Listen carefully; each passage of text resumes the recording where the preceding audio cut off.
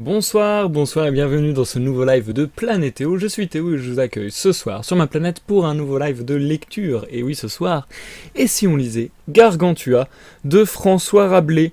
Et nous en sommes au 3e live sur cette œuvre. Déjà le chapitre 33 ce soir que nous allons entamer. Et je ne sais pas jusqu'à où nous allons aller ce soir. Je pensais faire encore 2 lives sur l'œuvre. Je ne sais pas si on finit ce soir ou si on fait encore 2 lives comme prévu. Nous verrons bien. Tout d'abord, un petit disclaimer, sachez que si vous regardez cette vidéo sur YouTube, il s'agit d'une rediffusion d'un live qui a eu lieu sur Twitch, et de ce fait, forcément, je vais discuter avec les viewers, hein. Un live, ça s'anime, et c'est animé de toute manière, puisque je vais bien engager le dialogue avec les viewers, etc. Donc bref, si vous voulez passer tout ça et aller directement à la lecture, si vous voulez tout simplement juste vous focaliser sur la lecture, ce que je comprendrai tout à fait, n'hésitez pas à aller dans la description de la vidéo où se trouvent des timecodes à votre disposition pour aller de chapitre en chapitre. Et puis voilà, je pense que j'ai fait le tour de ce que je vais vous dire. En tout cas, à mes viewers de YouTube, hey, coucou, bonjour, bonne lecture, bonne écoute, et ça me fait plaisir que vous me regardiez sur YouTube ou sur Twitch. De toute manière, c'est juste génial de savoir qu'on est regardé pour ce qu'on fait. En fait, voilà, faut bien préciser, pas regarder, mais regarder pour ce qu'on fait. C'est-à-dire que je fais quelque chose qui a de l'intérêt, et c'est ça qui est plaisant plutôt. Bref, vous m'avez compris, je me suis perdu. Et du coup, je suis à bout de souffle, je suis le ventre bien tendu. Je suis dans le même état que Gargantua, n'est-ce pas? J'ai fait un peu l'ogre ce soir, j'ai fait un peu le géant. Je viens de manger comme un sac juste avant le live, j'ai eu tout juste le temps de déguster. Là je suis surplein, je pense que je vais avoir mal au ventre. Et j'ai dû speeder en 5e vitesse pour aller chercher mon père à la gare. Donc... Je vous avoue que là, je suis un peu dans le speed. J'ai mis beaucoup de force pour arriver à l'heure. Bon, je suis arrivé avec 3-4 minutes de retard. Ça va, j'ai réussi à limiter les dégâts. Mais du coup, je suis un peu dans un état fatigué dès le début du live. Ça risque de promettre pour la lecture. Et du coup, on va tout de suite embrayer, comme d'habitude, avec une petite introduction de 10-15 minutes, le temps que les viewers qui voudraient suivre la lecture en live aient le temps d'arriver. Et si vous voulez passer cette intro, du coup, j'espère que vous l'avez compris, les gens sur YouTube, go dans la description, il y a un timecode qui vous amène au chapitre 33 directement. Voilou. Et oui, je vais respirer Fallen Angel. Je n'en peux plus, bonsoir Fallen Angel, bienvenue, ça va plutôt bien, et toi comment ça va?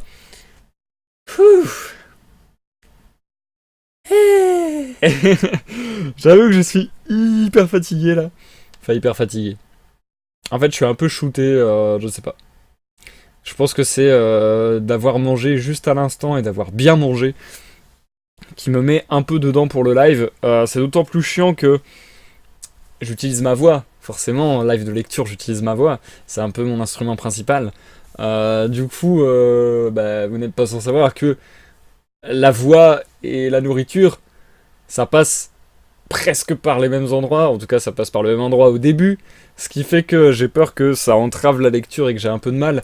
Mais bon, j'ai pas envie de lâcher un gros bien gras pendant la lecture.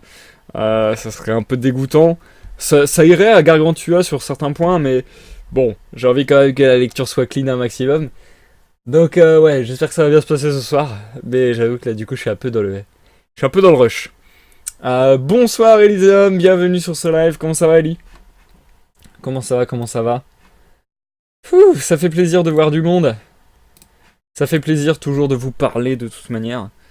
Et du coup dans cette intro, normalement je dois vous expliquer un petit peu les choses qui arrivent en off et qui ont rapport un minimum à la chaîne ou du moins à une activité dont vous pourriez, enfin, sur laquelle vous pourriez être au courant. Je me perds dans ma phrase. Bref, dont vous seriez au bout d'un moment au courant sur mes réseaux. Et là, j'avoue qu'aujourd'hui, j'ai pas forcément grand chose à vous dire. J'ai un peu glandé ces derniers jours, c'est pas bien. Méchant. En vrai, j'ai un peu de mal en ce moment.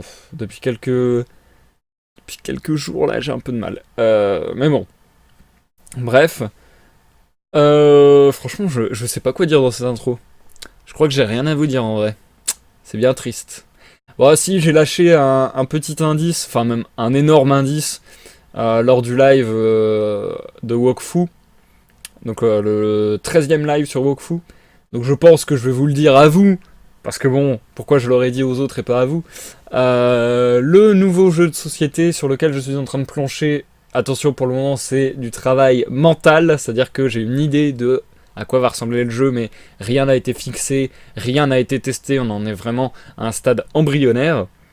Mais en tout cas ce jeu dont je vous avais parlé la dernière fois, je commence à réfléchir et à peut-être me dire que ça serait bien de commencer par lui. C'est-à-dire que Mission Secrète, c'est le jeu de société euh, que je développe depuis pas mal de temps, qui est bien fignolé, qui est bien terminé, et dont je suis très content, et dont je pense que les mécaniques fonctionnent bien, dont je pense qu'il est assez innovant, qu'il est assez fun à jouer, qu'il est très stratégique, enfin voilà, je pense que il est intéressant, et du coup, on a besoin de temps pour le roder, tout simplement parce que on a besoin de faire des illustrations propres.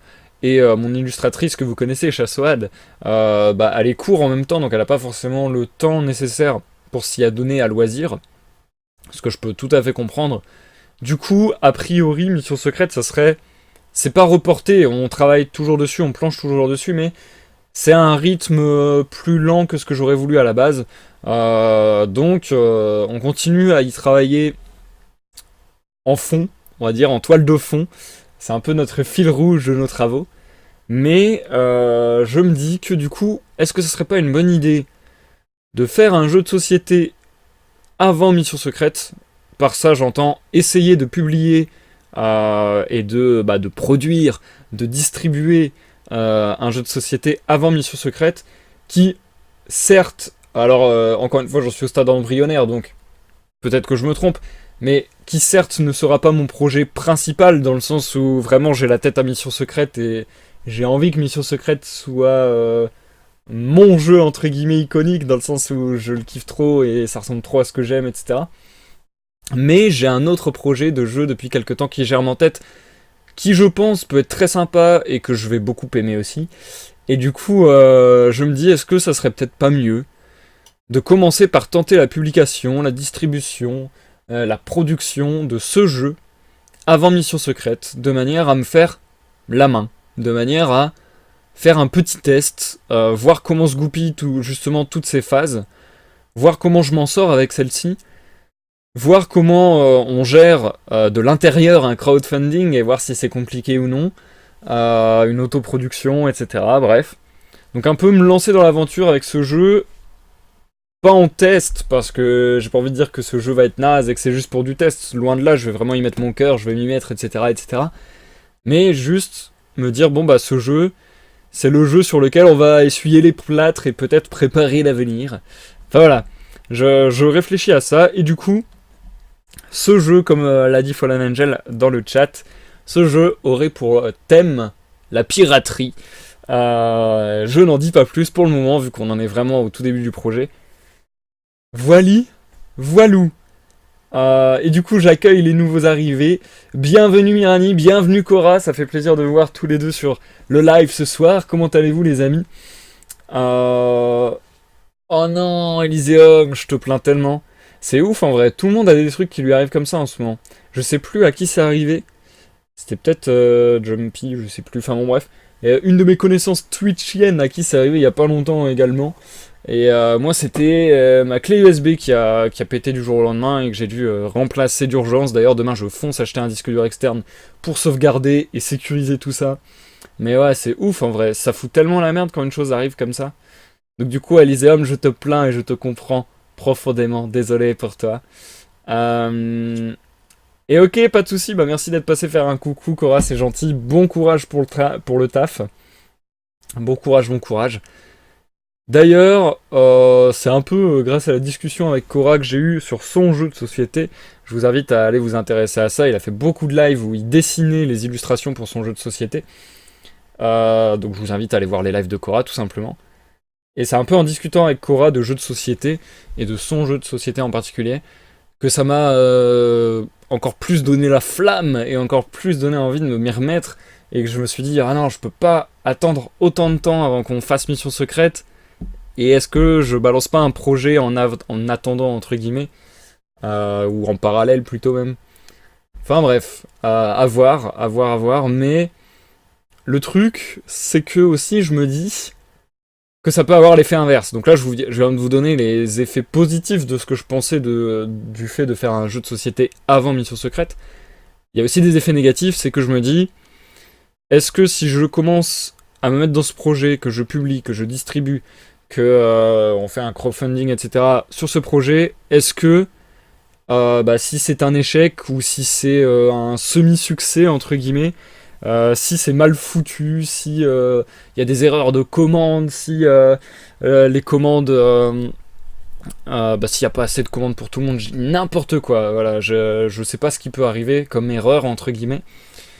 Ou bien que tout simplement le jeu se tape mauvaise presse, entre guillemets, même si ça va être un tirage sûrement très réduit et par peu de gens, acheté par peu de gens, mais bon. Est-ce que ça peut aussi ne pas saboter Mission Secrète? C'est là où je suis un peu plus réfractaire à l'idée, où je suis peut-être un peu plus réticent.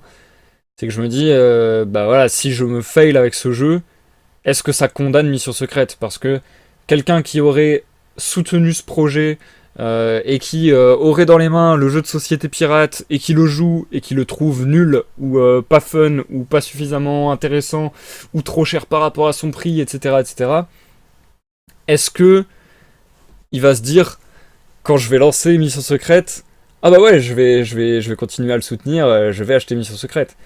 C'est voilà, c'est un peu la question que je me pose. Est-ce que c'est pas à double tranchant? Est-ce que ça ne peut pas être une excellente idée pour me préparer à Mission Secrète et en même temps et entrer dans le monde du crowdfunding, et en même temps une mauvaise idée qui pourrait gâcher toute la lignée de jeux vidéo, j'allais dire, toute la lignée de jeux de société que j'ai en tête. Et voilà, c'est un peu le dilemme par lequel je passe en ce moment dans ma tête. Voilà, j'y réfléchis et puis je vous tiens au courant. Déjà, je pense que je vais développer sur le long terme, enfin, comment dire, pas sur le long terme, mais je vais développer entièrement et ouais, entièrement, tout simplement, le nouveau projet de jeu de société. Faudrait que je lui trouve un titre parce que dire jeu de société pirate, ça va être naze à chaque fois. Mais ouais, faudrait que que je développe dans son entièreté pour déjà me rendre compte d'où est-ce qu'il peut me mener, de combien il coûterait à faire, etc. Si c'est pas trop compliqué comme premier projet. Parce que bon, l'intérêt aussi, c'est pas de faire un truc tellement cher que ça ne marchera jamais, donc voilà. Bref, autant de questions, autant de dilemmes, autant de réflexions à avoir. C'est un peu compliqué, c'est un peu long, c'est vraiment un long processus, mais j'espère vous proposer des jeux de société parce que vraiment, là pour vous dire sur mon tableau, comment dire, de choses à faire, enfin c'est même pas de choses à faire, mais sur mon tableau de rêve, on pourrait appeler ça, j'ai 4 jeux de société déjà écrits, plus 2 extensions pour Mission Secrète, enfin bon, bref. Donc voilà, j'ai déjà beaucoup d'idées de jeux de société, et même si je me doute que ça va être compliqué de les faire tous, même si y a plein de moments où ça pourrait jamais se faire, ou bien ça pourrait se faire et ne pas fonctionner, j'avoue que ça me tiendrait assez à cœur et que j'ai vraiment ces projets-là à cœur, donc j'aimerais vraiment réussir. Fallen Angel. Personnellement, je trouve que c'est bien de faire des tests avec un jeu moins important plutôt que de scraper ton jeu principal avec des erreurs de débutant. Bah ouais, c'est un peu la logique que j'ai aussi, mais bon. Est-ce que ça serait pas dommage de scraper, comme tu dis, mon jeu principal en faisant un jeu pas ouf parce que j'ai fait des erreurs ou j'en sais rien. Bref. Je sais pas, dilemme. Je me pose les questions. Je vous en reparlerai de toute manière. Hein, c'est vraiment l'actu fraîche. C'est ce qui est en train de se passer en ce moment même, en direct live. Voilou. Alors par contre, c'est insupportable, ça n'arrête pas de me gratter le bout du nez. Ça m'arrive une fois de temps en temps, je sais pas l'expliquer, mais ça n'arrête pas de me gratter le bout du nez, et ça m'est déjà arrivé quelques fois en live, et à chaque fois que ça m'arrive en live, c'est d'une insupportabilité maximum. Bref. Qu'allais-je dire Ah oui, je suis d'accord avec toi, Fallen Angel, que les erreurs, ça fait partie de l'apprentissage. Mais, dans le monde cruel d'aujourd'hui, et surtout, aussi dans le monde internet d'aujourd'hui, on te pardonne pas souvent tes erreurs. Hein. Souvent, tu fais un truc mal, on te sacrifie sur l'autel de la haine. Donc bon, voilà, je suis un peu mitigé. D'ailleurs, je suis en train de regarder donc mon OBS et je vois que la courbe du micro va très souvent dans les hautes fréquences. Du coup, je me demandais, parce que je m'étais fait la réflexion quand je préparais les timecodes de rediffusion précédentes, j'avais l'impression parfois que le son était un peu fort de mon micro. C'est-à-dire que quand je m'écoute en mettant 30 de volume sur mon PC, je suis au maximum avant de saturer déjà. Donc je trouve ça assez fort. Surtout que moi personnellement, la majorité des vidéos que je regarde sur internet, je les mets à au moins 60-70. Donc le double. Du coup je me suis dit, est-ce que mon micro ne saturait pas? Et est-ce que c'est pas quelque chose de récent d'ailleurs? Parce que j'ai l'impression que ça ne faisait pas ça autant avant. Donc je sais pas s'il y a un réglage qui a sauté ou que j'ai changé malencontreusement, je sais pas trop. En tout cas, si vous avez des plaintes à faire en termes de son, n'hésitez pas à me le dire et puis j'essaierai de rectifier le tir. Bon, c'est pas dégueulasse, hein. Clairement, si on écoute en dessous de 30, enfin en tout cas sur mon PC, si j'écoute en dessous de 30, ça sature pas, c'est propre, c'est même plutôt très propre, donc je suis content. C'est juste, voilà, est-ce que mon micro n'est pas trop sensible et ne capte pas trop ma voix, ma douce voix. Je ne sais pas. À vous de me dire. Et du coup, Elyséum, en vrai, le soir, je mets ton son autour de 20%. Le son est nickel à ce niveau. Ok, nice.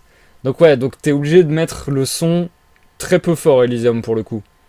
Donc ça va un peu dans mon sens, mais en même temps tu trouves que le son est nickel à ce niveau, donc est-ce que ça vaut le coup de changer, ou est-ce que bah non, c'est aux gens qui visionnent de se dire bon bah je vais mettre le son moins fort. Je sais pas trop, ouais, on va peut-être partir là-dessus. Après j'ai peur parfois aussi parce que il y a des personnages un peu grandiloquents dans les lives de lecture, et du coup je fais des voix je trouve plus le mot que je cherchais. Mince, excentrique, c'est pas le mot que je cherchais, mais voilà. Un peu incongru, un peu balèze. Donc, ouais, je sais pas trop. Elysium, la qualité est bonne, mais il est puissant. Ouais, voilà, c'est ce que je disais, quoi. Mon micro est peut-être un peu sensible. Euh, Ah, c'est bizarre, ça, par contre. Fallen Angel qui a tout l'inverse, qui est obligé de me mettre à fond pour m'entendre. Ça, c'est Blizzard. Non, ça, c'est bizarre, pour le coup. Enfin, bref. Suite à ces discussions, merci de m'avoir donné vos avis, du coup ça m'aiguille un petit peu là-dessus. Si vous avez un avis d'ailleurs sur YouTube, n'hésitez pas à le mettre en commentaire. Et bon, pour le moment on va garder ces réglages là je pense. Puis si à l'avenir je vois qu'il y a des plaintes ou que dans les rediffusions je trouve vraiment que le son sature trop, j'essaierai peut-être de revoir mes réglages. Le truc c'est que une fois qu'on a trouvé les bons réglages, on n'a plus envie d'y toucher, c'est ça qui est terrible. J'ai vraiment plus envie d'y toucher en me disant si j'y touche et que je finis avec un résultat moins bon que celui qui était à l'œuvre, et ben ça serait fort dommage et fort con. Bref, on est parti pour la lecture les amis, je vous avoue que là je suis vraiment... Enfin c'est pas que je suis pas dans un mood pour lire, je suis content de live et je suis content de reprendre la lecture, mais juste physiquement parlant, vu que je viens de me faire péter le bide, je suis pas en très bonne condition j'ai l'impression. Bref. Je ne sais pas combien de chapitres nous allons lire ce soir, je ne sais pas où nous allons nous arrêter, c'est un peu compliqué de faire les découpes, étant donné qu'il y a beaucoup de chapitres qui sont liés les uns aux autres, et que la fin d'un chapitre annonce souvent ce que va raconter le chapitre juste ensuite. Donc du coup c'est un peu compliqué de savoir comment découper ce live. On verra au fur et à mesure, mais je pense malgré tout que ce sera l'avant-dernier live sur Gargantua du coup. Bref, on est parti. Je prends une goulée de coca pour me ragaillardir un petit peu. Je vous invite à vous installer, à prendre à boire, à manger. ou à dessiner. Peut-être qu'il y en a qui font Linktober d'ailleurs. En ce moment, c'est Linktober depuis hier. Je sais pas si. Dites-moi s'il y en a qui font Linktober, ça m'intéresse. Et puis voilà, peut-être vous allez dessiner pendant ce live, peut-être vous allez faire le ménage, peut-être vous allez faire plein de choses, conduire. Mais attention, faites attention sur la route quand même. Bref, en tout cas, détendez-vous, profitez, santé.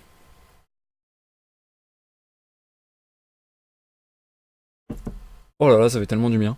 Bref, on est parti sur la lecture sans plus attendre les amis.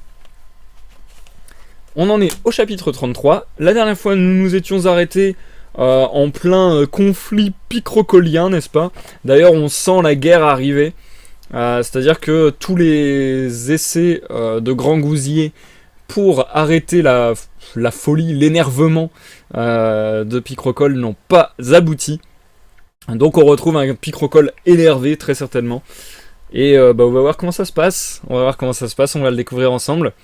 Je pense lire du chapitre 33 au chapitre 38, un truc comme ça, pour faire 5 chapitres. Attendez, je suis en train de vérifier que ce soit pas trop loin. Ouais, on va faire ça, je pense. On verra, mais je pense qu'on va faire ça. Et du coup, je vous reviens dans une trentaine de minutes, je dirais. Bonne écoute à tous. Bonne écoute Fallen Angel, bonne écoute Elysium, bonne écoute Mirani. Qui en a eu d'autres?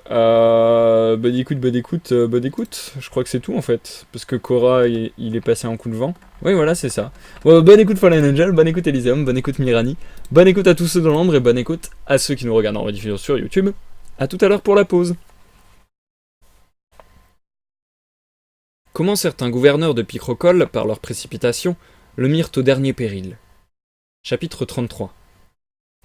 Les fois se dérober comparurent devant Picrocol le duc de Munuaï, le comte Spadassin et le capitaine Merdaille, qui lui dirent « Sire, aujourd'hui nous faisons de vous le prince le plus valeureux et le plus chevaleresque qui ait jamais été depuis la mort d'Alexandre de Macédoine. »« Couvrez-vous, couvrez-vous » dit Picrocol. « Grand merci, dirent-ils, sire, nous ne faisons que notre devoir. Voici ce que nous proposons. Vous laisserez ici quelques capitaines en garnison avec une petite troupe de gens pour garder la place qui nous semble assez forte, tant par nature que grâce au rempart dû à votre ingéniosité. Vous diviserez votre armée en deux, comme bien vous comprenez. Une partie ira se ruer sur ce grand gousier et ses gens, et il sera, au premier assaut, facilement mis en déroute. Là, vous récupérerez de l'argent en masse, car le vilain a de quoi. Nous disons vilain parce qu'un noble prince n'a jamais un sou. Thésauriser, c'est bon pour un vilain. Pendant ce temps, l'autre partie tirera vers l'Aunis, la Saintonge, l'Angoumois et la Gascogne, et aussi vers le Périgord, le Médoc et les Landes. Sans rencontrer nulle résistance, ils prendront villes, châteaux et forteresses. À Bayonne, à Saint-Jean-de-Luz et à Fontarabie, vous saisirez tous les navires, et en côtoyant la Galice et le Portugal, vous pillerez toutes les contrées maritimes jusqu'à Lisbonne, où vous aurez en renfort tout l'équipage qu'il faut à un conquérant. Cordieu, l'Espagne se rendra, car ce ne sont que des rustres. Vous passerez par le détroit de Séville et dresserez là 2 colonnes plus magnifiques que celles d'Hercule pour perpétuer le souvenir de votre nom. Ce détroit sera nommé mer Picrocoline. Passez la mer Picrocoline, voici Barberousse qui devient votre esclave. Je lui ferai grâce, dit Picrocol. Assurément, dirent-ils, à condition qu'il se fasse baptiser. Et vous attaquerez les royaumes de Tunis, de Bizerte, d'Alger, de Beaune, de Cyrène et toute la barbarie, hardiment. En continuant, vous prendrez en main Majorque, Minorque, la Sardaigne, la Corse et les autres îles du golfe de Gênes et de Baléares. En longeant la côte à main gauche, vous soumettrez toute la Gaule narbonnaise, la Provence et le pays des Allobroges, Gênes, Florence, Luc et, Dieu te protège, Rome. Le pauvre monsieur du pape en meurt déjà de peur. Par ma foi, dit Picrocol, je ne baiserai pas sa pantoufle. L'Italie prise, voilà Naples, la Calabre, les Pouilles et la Sicile mises à sac, et Malte avec. Je voudrais bien que ces plaisantins de chevaliers, jadis rhodiens, vous résistent, pour voir un peu ce qu'ils ont dans le ventre. J'irai, dit Picrocol, volontiers à Lorette. Point, dirent-ils, ce sera au retour. De là nous prendrons la Crète, Chypre, Rhodes et les îles Cyclades, puis nous attaquerons la Morée. Nous la tenons, Saint-Régnant. Dieu garde Jérusalem, car le sultan n'est pas comparable à votre puissance. Je ferai donc, dit-il, bâtir le temple de Salomon.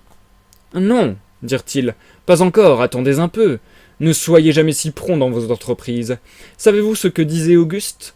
Hâte-toi lentement. En premier lieu, il vous faut tenir l'Asie mineure, la Carie, la Lycie, la Pamphylie, la Cilicie, la Lydie, la Phrygie, la Mysie, la Bithynie, Caracie, Adalia, Samajarie, Castamoun, Louga, Sébaste, jusqu'à l'Euphrate. Verrons-nous Babylone et le mont Sinaï? Dit Picrocole. Ce n'est pas nécessaire pour l'instant, dirent-ils. Vraiment, n'est-ce pas assez de tracas que d'avoir traversé la mer Caspienne et parcouru les 2 Arménies et les 3 Arabies à cheval? Ma foi, dit-il, nous sommes épuisés. Ah, les pauvres gens!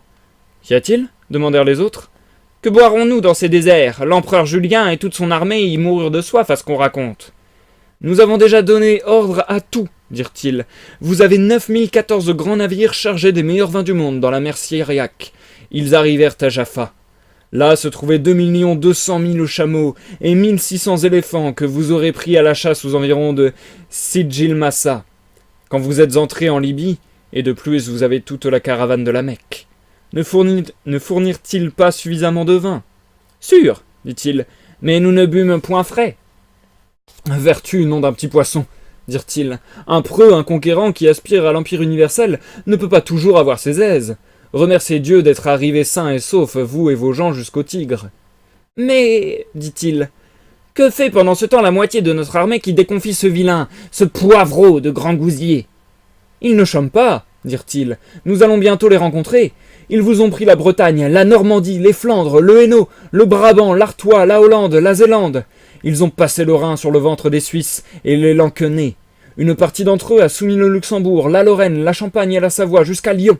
Là, ils ont retrouvé vos garnisons, de retour des conquêtes navales en Méditerranée, et se sont rassemblés en Bohême après avoir mis à sac la Souabe, le Wurtemberg, la Bavière, l'Autriche, la Moravie et la Styrie. Puis ils ont foncé farouchement sur Lübeck, la Norvège, la Suède, le Danemark, la Gothie, le Groenland, les pays hanséatiques, jusqu'à la mer Arctique. Cela fait, ils ont conquis les Orcades et mis sous leur joug l'Écosse, l'Angleterre et l'Irlande. De là, naviguant sur la Baltique et la mer des Sarmates, ils ont vaincu et dominé la Prusse, la Pologne, la Lituanie, la Russie, la Valachie, la Transylvanie, la Hongrie, la Bulgarie, la Turquie. Et les voilà à Constantinople. Rendons-nous vers eux au plus tôt, dit Picrocole, car je veux être aussi empereur de Trébizonde. Ne tuerons-nous pas tous ces chiens de Turcs et de Mahométans? Que diable ferons-nous donc? Dirent-ils. Vous donnerez leurs biens et leurs terres à ceux qui vous auront loyalement servi. La raison le veut, dit-il. C'est justice. Je vous donne la Caramanie, la Syrie et toute la Palestine. Ah, dirent-ils, sire, vous êtes bien bon. Grand merci, que Dieu vous donne toujours prospérité. Il y avait là un vieux gentilhomme, éprouvé en diverses aventures, un vrai routier de guerre nommé Écheffron. Il dit en entendant ces propos: « J'ai bien peur que toute cette entreprise ne soit semblable à la farce du pot au lait dont un cordonnier tirait une fortune en rêve. Ensuite, quand le pot fut cassé, il n'eut pas de quoi manger. Qu'attendez-vous de ces belles conquêtes? Quelle sera la fin de tant d'embarras et de barrages? » Ce sera, dit Picrocole, que nous pourrons nous reposer à notre aise quand nous serons rentrés. Alors, Écheffron dit: « Et si par hasard vous n'en reveniez jamais? Le voyage est long et périlleux.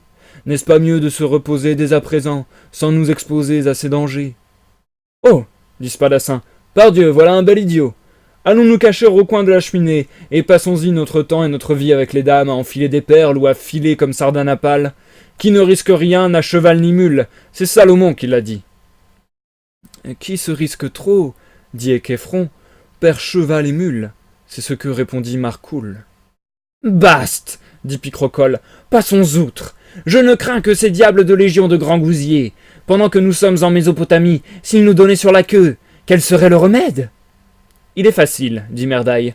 Un beau petit ordre de mobilisation que vous enverrez aux Moscovites vous mettra sur pied en un moment 450 000 combats... Pardon, je vais reprendre cette phrase. Il est facile, dit Merdaille. Un beau petit ordre de mobilisation que vous enverrez aux Moscovites vous mettra sur pied en un moment 450 000 combattants d'élite. Oh, si vous me faites lieutenant à cette occasion, je tuerai un peigne pour un mercier. Je mords, je rue, je frappe, j'attrape, je tue, je renie. Sus! Sus! dit Picrocole. Qu'on mette tout en train, et qui même me suive! Comment Gargantua quitta la ville de Paris pour secourir son pays, et comment Gymnaste rencontra les ennemis. Chapitre 34. Au même moment, Gargantua, qui était sorti de Paris, sitôt lu la lettre de son père, arrivant sur sa grande jument, avait déjà passé le pont de la Nonain avec Ponocratès, Gymnaste, Eudémon, qui avait pris des chevaux de poste pour le suivre. Le reste de sa suite venait par étapes normales en apportant tous ses livres et son attirail philosophique. Arrivé à Paris, le métayer de Goguet lui apprit comment Picrocole s'était retranché à la Roche-Clermont et avait envoyé le capitaine Tripet attaquer le bois de Vède et Vaugaudry avec une grosse armée. Ils avaient couru la poule jusqu'au pressoir Billard, et les excès qu'ils commettaient dans le pays étaient choses stupéfiantes et difficiles à croire. Si bien qu'il prit peur et qu'il ne savait que dire ni que faire. Mais Ponocratès lui conseilla d'aller vers le seigneur de la Vosgion, qui depuis toujours avait été leur ami et allié. Ils seraient par lui mieux renseignés de tous les événements. C'est ce qu'ils firent aussitôt, et ils le trouvèrent bien disposé à les secourir, et il eut l'idée d'envoyer un de ses hommes pour reconnaître le pays et savoir la situation des ennemis, afin de prendre des mesures en fonction des circonstances présentes. Gymnaste s'offrit pour y aller, mais on décida qu'il valait mieux qu'il emmène avec lui quelqu'un qui connût les chemins, les détours et les rivières du secteur. Il partit donc avec Prélingant, écuyer de Vauguyon, et, sans bruit, ils observèrent de tous côtés. Pendant ce temps, Gargantua se refit et se restaura un peu avec ses gens. Il fit donner un picotin d'avoine à sa jument, c'est-à-dire 74 muides et 3 boisseaux. Gymnaste et son compagnon chevauchèrent si bien qu'ils rencontrèrent les ennemis tous éparpillés et en désordre, pillant et dérobant tout ce qu'ils pouvaient. Et, du plus loin qu'ils l'aperçurent, ils lui coururent sus en foule pour le détrousser. Alors il leur cria « Messieurs, je suis un pauvre diable ! Messieurs, je suis un pauvre diable ! Je vous demande d'avoir pitié de moi. J'ai encore un vague écu. Nous le boirons, car c'est de l'or potable, et ce cheval que voici sera vendu pour payer ma bienvenue. Cela fait, prenez-moi avec vous, car jamais nul homme ne sut mieux prendre, larder, rôtir, apprêter, et même, par Dieu, démembrer et assaisonner une poule que moi qui suis là. Et pour payer mon étrenne, je bois à tous les bons compagnons. » Alors il découvrit sa gourde, et sans mettre le nez dedans, buvait assez honnêtement. Les maroufles le regardaient, ouvrant une gueule d'un pied et tirant la langue comme des lévriers, attendant de boire ensuite. Mais à ce moment, Tripet, le capitaine, accourut pour voir ce qu'il y avait. C'est à lui que Gymnaste offrit sa bouteille en disant « Tenez, capitaine, buvez-en sans crainte, j'en ai fait l'essai. C'est du vin de la foi et Mongeau. »« Quoi ?» dit Tripet. « Ce gaillard-là se moque de nous. Qui es-tu » ?»« Je suis un pauvre diable, dit Gymnaste. »« Ah !» dit Tripet. « Puisque tu es un pauvre diable, il est juste que tu passes outre, car tout pauvre diable passe partout sans péage ni gabelle. Mais ce n'est pas l'habitude que les pauvres diables soient aussi bien montés. Aussi, monsieur le diable, descendez, que je prenne le roussin. Et s'il ne me porte pas bien, c'est vous, maître diable, qui me porterez, car j'aime assez qu'un tel diable m'emporte. » Comment Gymnaste tua en souplesse le capitaine Tripet et d'autres gens de Picrocole. Chapitre 35. À ces mots, certains d'entre eux commencèrent à être effrayés, et ils se signaient à toutes mains pensant que c'était un diable déguisé. Et l'un d'entre eux, nommé Bonjean, capitaine des Francs-Taupins, tira son livre d'heures de sa braguette et cria assez fort « Dieu est saint! Si tu es de Dieu, parle! Si tu es de l'autre, va-t'en » Mais il ne s'en allait pas. Plusieurs de la bande entendirent cela, et ils quittaient la compagnie pendant que Gymnaste observait et analysait le tout. Il fit donc semblant de descendre de cheval, et quand il fut en suspens côté montoire, il fit souplement le tour de l'étrivière, son épée bâtarde de côté. Étant passé par-dessous, il s'élança en l'air, et se tint les 2 pieds sur la selle, le cul tourné vers la tête du cheval. Puis il dit « Mon enfer va à l'envers !» Alors, dans cette posture, il fit la pirouette sur un pied, et tournant à gauche, retrouva impeccablement sa première attitude, sans en rien changer. Alors Tripet dit « Ah, je n'en ferai pas autant pour le moment, et pour cause !»« Merde !» dit Gymnaste, « j'ai raté, je vais reprendre ce saut. » Alors, avec beaucoup de force et d'agilité, il fit en tournant à droite la pirouette comme auparavant. Cela fait, il mit le pouce de la main droite sur l'arçon de la selle et souleva tout son corps en l'air, soutenant tout son poids sur le nerf et le muscle du pouce en question, et dans cette attitude, tourna 3 fois sur lui-même. À la 4e, se renversant tout le corps sans toucher à rien, il se plaça entre les oreilles du cheval, tout le corps figé en l'air sur le pouce de la main gauche, et fit, dans cette posture, un tour en vrille. Ensuite, frappant du plat de la main droite au milieu de la selle, il donna une impulsion telle qu'il s'assit sur la croupe à la façon des dames. Cela fait, bien aisément, il passa la jambe droite par-dessus la selle et se mit dans la posture du chevaucheur, sur la croupe. « Mais, dit-il, il vaut mieux que je me mette entre les arçons. » S'appuyant donc à la croupe, devant lui, des pouces des deux mains, il se renversa cul par-dessus tête, en l'air, et se trouva solidement installé entre les arçons. Puis d'un sursaut, il souleva tout le corps en l'air, se tint ainsi, bien pieds joints entre les arçons, et là tournoya plus de 100 fois, les bras en croix, tout en criant à voix haute « J'enrage, diable, j'enrage, j'enrage! Tenez-moi, diable, tenez !»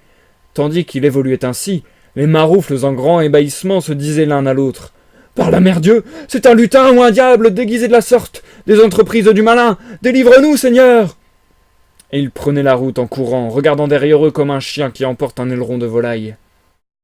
Alors Gymnaste, voyant son avantage, descend de cheval, dégaine son épée et, à grands coups, chargea les plus pharaons qu'il renversait en gros tas, blessés, défaits, meurtris, sans que nul ne lui résistât, à la pensée que c'était là un diable affamé, tant à cause des merveilleuses acrobaties qu'il avait faites, qu'à cause des propos tenus par Tripé qu'il avait appelé pauvre diable. Seul Tripé voulut par traîtrise lui fendre la cervelle d'un coup de son épée de lanque-nez, mais comme il était bien casqué, il ne sentit que le poids du coup, et se retournant brusquement, il estoqua le dit Tripé, et pendant que celui-ci se couvrait en haut, il lui tailla d'un seul coup l'estomac, le côlon et la moitié du foie, ce qui le fit tomber sur le sol, et il rendit, en tombant, plus de 4 potées de soupe, et l'âme mêlée à la soupe.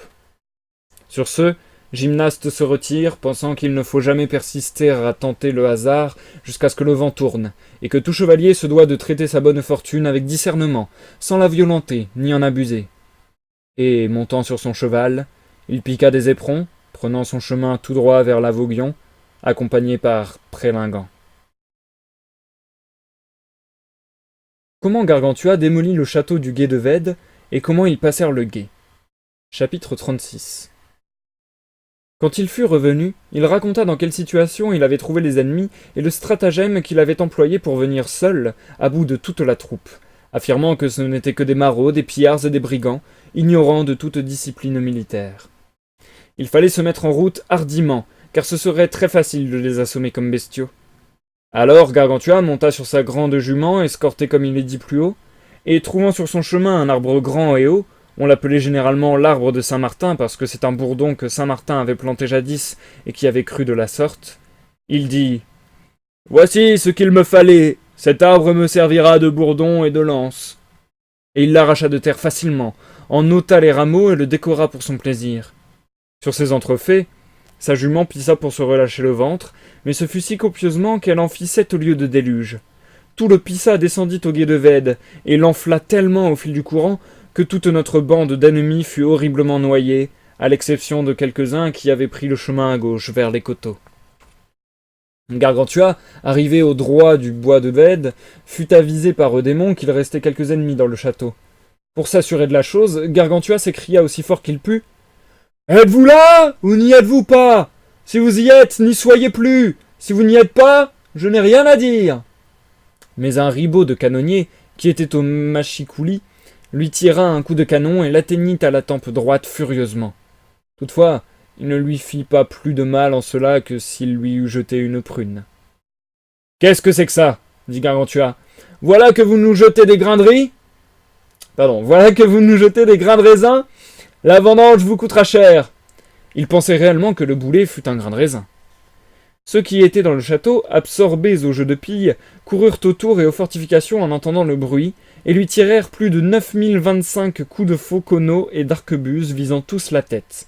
Il tirait si serré contre lui qu'il s'écria « Ponocrates, mon ami, ces mouches-là m'aveuglent. Passez-moi quelques rameaux de ces saules pour les chasser. » Il percevait les boulets de plomb et de pierre comme si ce fussent des mouches à bœufs. Ponocrates l'avertit que ces mouches n'étaient autres que les salves d'artillerie que l'on tirait depuis le château. Alors, de son grand arbre, il cogna contre le château, abattit à grands coups les tours et les fortifications, et fit tout s'effondrer en ruines.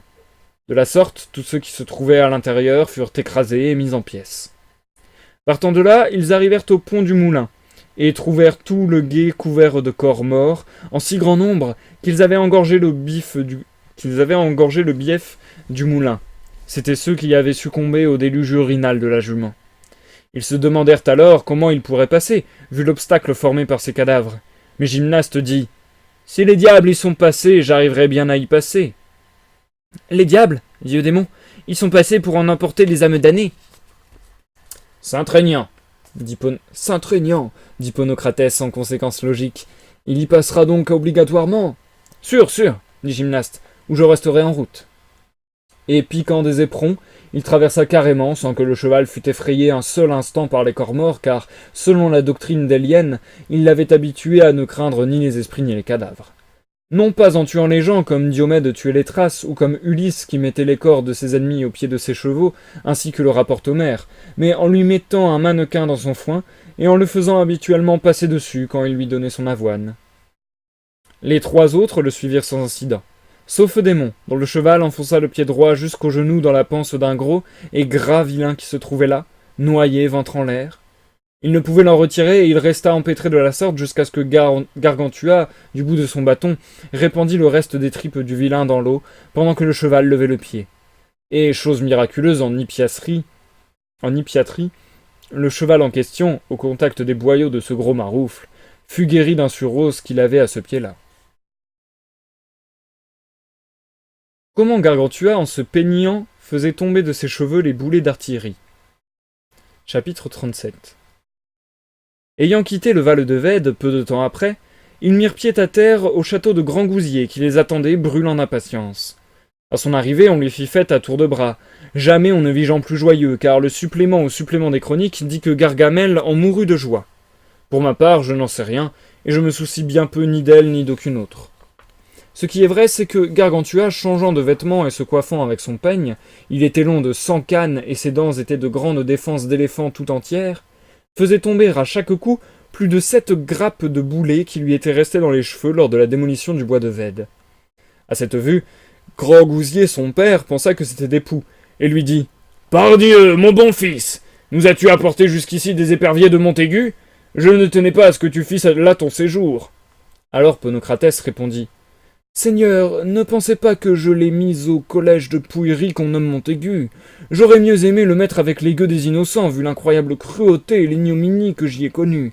Car les forçats chez les morts et les tartares, les meurtriers dans la prison aux criminels et même sûrement les chiens dans votre maison, sont bien mieux traités que ne le sont ces infortunés dans le collège en question. Si j'étais roi de Paris, le diable m'emporte si je n'y mettais le feu et ne faisais brûler le principal et les régents, qui supportent que des traitements aussi inhumains soient exercés sous leurs yeux. » Soulevant alors un de ses boulets, il dit « Ce sont des coups de canon que votre fils Gargantua a reçus il y a peu, en passant devant le bois de Vède par une traîtrise de vos ennemis. Mais ils en ont été si bien récompensés qu'ils sont tous morts dans la ruine du château, comme les Philistins par une ruse de Samson, et comme ceux qu'écrasa la tour de Siloé dont nous parle Luc au chapitre 13. Je suis d'avis que nous pourchassions l'ennemi pendant que la chance est avec nous. L'occasion porte tous ses cheveux au front. Quand elle est passée, vous ne pouvez plus la faire revenir. Elle échauffe sur le derrière de la tête et ne retourne jamais plus. » « En vérité, dit Grand Gousier, ce ne sera pas pour le moment, car ce soir, je veux vous faire fête.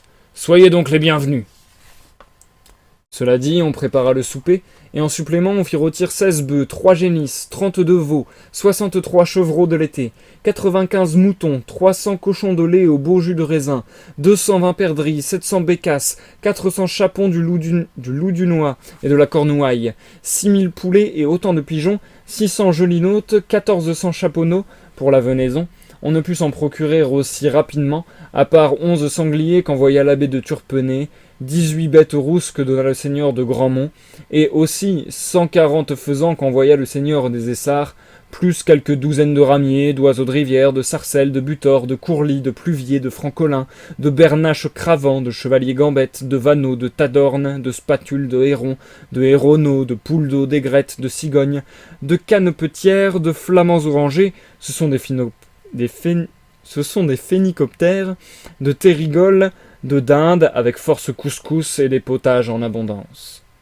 Il y avait quantité de vivres, rien ne manquait, et le tout fut apprêté expertement par Fripesauls, Auchepeau, Pilleverjus, cuisinier de Grand Gousier. Jeannot, Miquel et Véronée pourvurent fort bien à la boisson.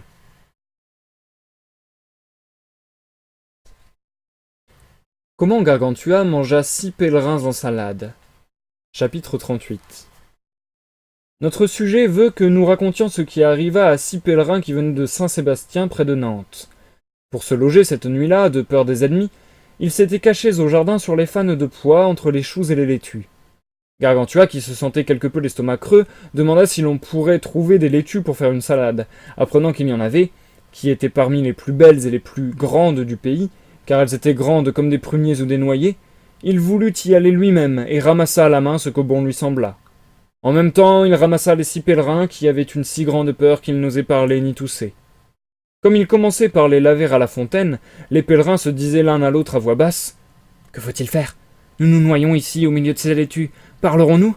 Oui, mais si nous parlons, il va nous tuer comme espions. » Comme ils délibéraient ainsi, Gargantua les mit avec ses laitues dans un des plats de la maison, grand comme la tonne de Cîteaux, et commença à les manger avec huile, vinaigre et sel pour se rafraîchir avant de souper.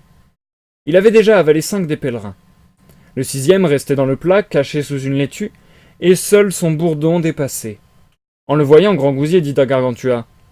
« Je crois que c'est là une corne de limaçon. Ne mangez pas ça. »« Pourquoi ?»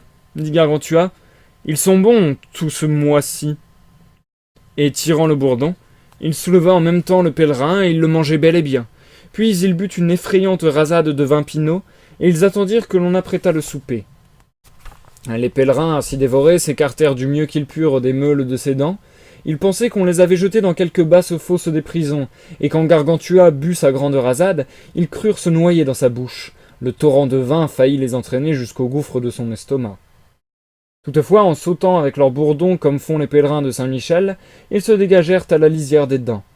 Mais par malheur, l'un d'eux, tâtant le terrain avec son bourdon, pour savoir s'ils étaient en sécurité, frappa rudement dans le creux d'une dent gâtée et heurta le nerf de la mâchoire, ce qui causa une très vive douleur à Gargantua qui commença à crier sous l'effet de la rage qu'il endurait.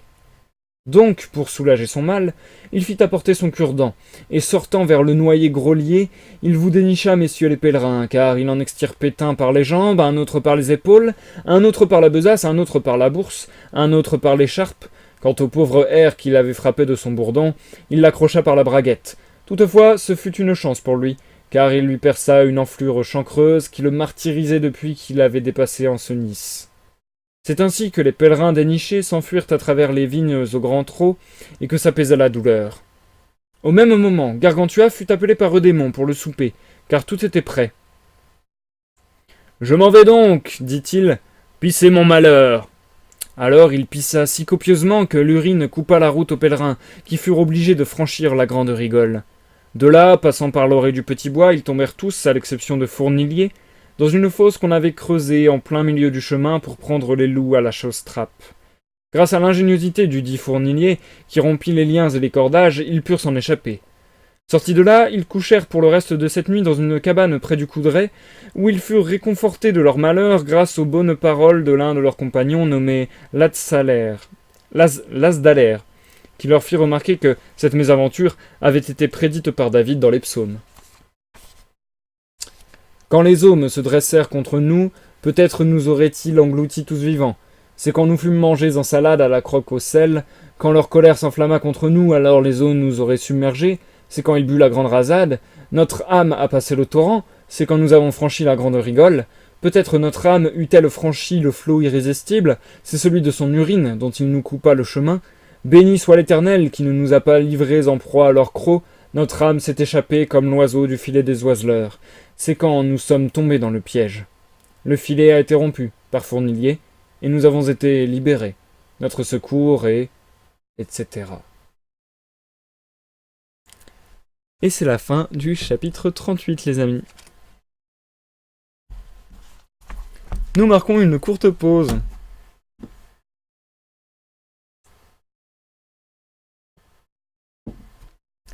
Pfiou! Eh bien, comme je l'avais prévu, la lecture de ce soir est assez éprouvante pour moi. J'espère que vous arrivez à suivre quand même l'histoire et un peu ce qui se passe, quoi. J'espère que l'histoire vous plaît toujours, d'ailleurs. Perso, là, je sens que j'ai pas beaucoup de souffle et je sens que j'ai eu un peu de mal à lire. Je suis désolé, j'ai l'impression de mettre un peu moins bien le ton que d'habitude. Je m'en excuse. Décidément, bah, je le savais, mais ce soir j'y étais contraint, j'étais obligé. Je sais qu'il ne faut pas que je mange juste avant de partir en live de lecture, sinon c'est terrible. Et là, le fait que j'ai mangé, c'est vraiment terrible. La mâchoire qui flanche. Bah, c'est pas tant ça, Elysium, mais je sais pas, genre là, je me sens fatigué et tout. Et je pense vraiment le fait de m'être. Bah, d'avoir mangé vraiment juste avant le live, à tel point que je suis arrivé un petit peu en retard en live. Et que j'ai dû me grouiller de manger justement parce que bah, je me suis empiffré en gros quoi. Parce que je devais arriver en live à l'heure. Et du coup, je pense que ça m'a mis HS. Je sais pas, c'est très bizarre, mais. Puis ouais, je sais pas, ça travaille sur les mêmes zones dont j'ai besoin pour les lectures, donc c'est un peu compliqué. Mais bon, bref. Je pense que du coup, c'est un peu dur ce soir. J'espère que vous comprenez quand même. Du coup, Elysium, je sais pas si tu dis hardcore pour le fait que de ma lecture un peu difficile, ou si tu dis ça par rapport à l'histoire qui vient d'avoir lieu. C'est marrant parce que du coup, on a eu on a eu des confrontations entre Picrocole, Grand Gousier, Gargantua, et je m'attendais à ce que ça continue avec la guerre Picrocoline, donc vraiment ouvertement que ce soit la guerre et que ce soit hyper vénère. Et au final, on est retourné sur plus des petits épisodes. On est retourné sur des chapitres qui nous racontent une petite tranche de vie de Gargantua. Donc chronologiquement, c'est toujours à la suite dans l'histoire, à la suite dans le récit. Et c'est toujours au même moment que les conflits avec Picrocole. Mais du coup, ouais, c'est marrant qu'on soit retourné à quelque chose de plus épisodique. Enfin bon, en tout cas, c'était quand même des tranches de vie assez rigolotes. Le livre des terres. Ah oui, Elisam, si t'étais pas là, je crois que t'étais passé la dernière fois, mais t'étais peut-être pas resté longtemps si je dis pas de bêtises. Mais du coup, oui, c'est clair que Gargantua, surtout lors de la première, du premier live, c'était très cru. Il y avait beaucoup de mots un peu crus et tout. Là, ce soir, ça va. Il a juste bouffé des gens. Il y a juste des gens qui sont morts noyés dans la pisse de sa jument. Ça va, c'est gentil ce soir. En vrai, c'est là où on se rencontre. Où on se rend compte. Punaise, je déteste qu'on dise qu'on se rencontre à la place de qu'on se rend compte, et je viens de le dire. J'ai envie de me foutre des tartes. Bref, c'est là qu'on se rend compte du gigantisme de Gargantua.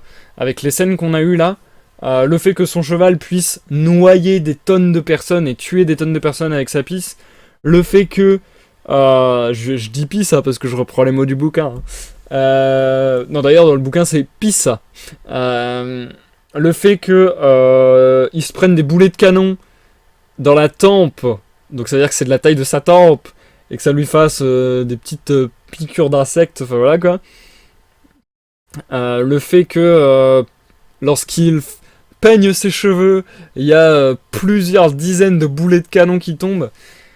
Voilà, c'est là où on se rend compte que Gargantua, c'est vraiment un géant géant. C'est pas un géant c'est en mode ouais, c'est un grand humain de 2 mètres. Non, non.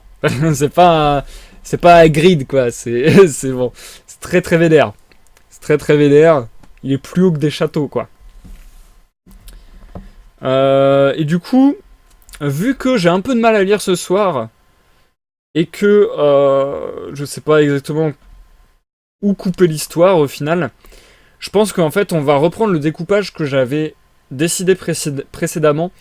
C'est-à-dire que j'avais prévu à la base de faire 15 chapitres par soir. Il s'avère que la dernière fois on en a fait 2 de plus. Donc là je pense qu'on va en faire 2 de moins. Et comme ça, lors du dernier live, on aura encore un temps à peu près équivalent et ça fera des lives réguliers, jolis. Et ça fera que le live de ce soir durera un peu moins longtemps. Je pense que les 2 premiers lives sur Gargantua ont duré un peu plus de 2 heures. Là, je pense qu'il durera du coup un peu moins de 2 heures, même pas mal moins de 2 heures. Mais bon, je pense que ça sera mieux pour la découpe de la lecture. Et tout simplement parce que, comme je le disais ce soir, je me sens pas forcément... En fait, je suis dans un mood pour lire et j'ai vraiment envie de lire et j'ai vraiment envie de live, etc. J'ai vraiment envie d'avancer dans la lecture. Mais en même temps, je sens que je suis peut-être un peu fatigué, que ma voix est peut-être pas impeccable. Donc je pense qu'on va limiter les dégâts. On va pas se faire une mauvaise lecture alors qu'on pourrait s'en faire une bonne. Voilà, je pense que vous avez compris la logique de ce que je voulais dire. Donc je pense qu'on va continuer jusqu'au chapitre 44 ou 45, ça dépendra de la fin de ces chapitres. On verra. Ouais, on verra. Et comme ça, lors du dernier live, on aura plus que 15 chapitres, tout ira bien. Pouf. Je suis fatigué les gens, je suis très fatigué. En vrai, je sens que c'est chaud. Du coup, je pense qu'on fera pas de deuxième pause ce soir et qu'on ira tout simplement directement à l'outro de ce live en lisant toute la deuxième partie. Et du coup, merci d'être passé Elysium. Oh là là, t'as bien du courage. J'allais dire bonne sieste, mais non, bonne nuit. Bonne nuit Elysium, merci d'être passé, ça fait plaisir d'avoir des gens. En fait, ça fait plaisir d'avoir la présence de gens que j'apprécie, donc c'est juste cool. Bonne nuit à toi, Ali. Et bienvenue, Jumpy. C'est bien sympa comme concept en vrai. Alors, de quoi parles-tu, Jumpy? Je suppose que tu parles des lives de lecture, vu que c'est la première fois que tu y assistes. Et du coup, merci, si c'est bien de cela que tu parles. Et bonsoir, Jumpy, bienvenue sur nos lives. J'espère que tu vas bien. Vachement fatigué, toi aussi. Aïe, aïe, aïe. C'est la soirée, c'est la soirée. En vrai, moi, j'avoue, j'ai l'impression d'être claqué là. Je sais pas si c'est le fait d'avoir fait un énorme repas et que je digère, mais j'ai vraiment du mal. Donc voilà, je pense que du coup, on va faire ce que j'ai dit. On va pas sprinter, on va essayer de faire une lecture de qualité des chapitres qui nous restent ce soir. Donc les chapitres 39 à 44 ou 45, on verra. Et puis on fera le dernier live dans 3 jours, donc on est mardi. Donc vendredi a priori. Ok Jumpy, bah c'est cool, merci beaucoup. Merci beaucoup Jumpy, et ouais je comprends. Bah de toute façon j'ai vu que t'avais rejoint le Discord, bah oui t'as rejoint le Discord. Donc de toute manière, tu seras au courant des nouvelles lectures sur le Discord. D'ailleurs, si vous voulez rejoindre le Discord, n'hésitez pas. Et sur le Discord se trouve un sondage vous permettant de voter pour la prochaine lecture que vous aimeriez voir en live. C'est dans le salon club de lecture. Et du coup, vous pouvez voter avec des émoticônes. C'est bien foutu. Il y a une longue liste. Et pour le moment, la prochaine œuvre qui remporte le plus de suffrages, c'est Histoire extraordinaire d'Edgar Allan Poe, si je dis pas de bêtises. Donc je pense qu'après Gargantua, on se penchera sur du Edgar Allan Poe. Et du coup, bonsoir Itir, bienvenue sur ce live. Je sais plus si tu es déjà venu sur des lives de lecture, Itir, je sais pas si ça va te plaire. En tout cas, merci de faire un petit coucou. Et puis merci d'essayer les lives de lecture, c'est gentil de ta part. J'espère que ça te plaira. Et du coup, ouais. En vrai, j'ai l'impression de ne pas avoir de souffle ce soir, c'est assez terrible. Donc pour la lecture, vous comprendrez que c'est gênant.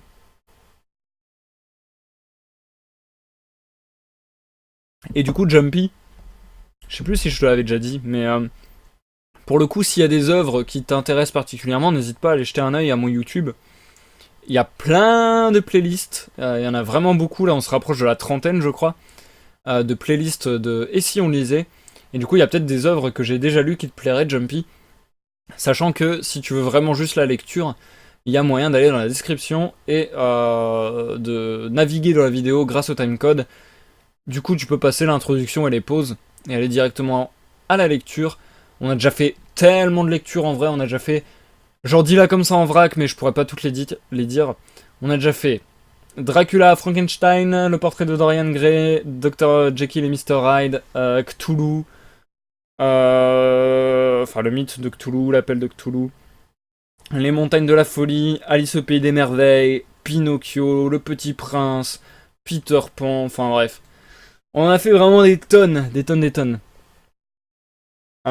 Itir, je ne connais pas le livre et j'arrive au milieu, mais on va se débrouiller pour comprendre. Ah oui, je comprends Itir. Bah, en vrai, c'est assez facile à comprendre. Grosso modo, c'est l'histoire de Gargantua, et les chapitres sont souvent des épisodes de sa vie.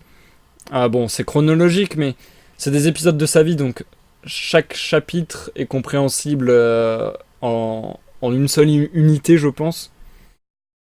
Et du coup, il tire, bah, si la lecture te plaît vraiment et que ça t'intéresse d'avoir l'histoire en entier, il y a déjà les rediffusions des 2 premiers lives sur ma chaîne YouTube. Voyou. Et oui, Alice au pays des merveilles, Jumpy, c'est l'une de mes œuvres favorites, franchement. Franchement, ouais. L'une de mes œuvres favorites. Bref. Je pense qu'on va reprendre la lecture parce qu'en fait, plus je parle, plus je trouve plus le terme, c'est terrible quand j'oublie plein de mots. Mais plus je m'essouffle, plus je me fatigue tout seul. Donc du coup, je pense qu'on va reprendre la lecture tout de suite.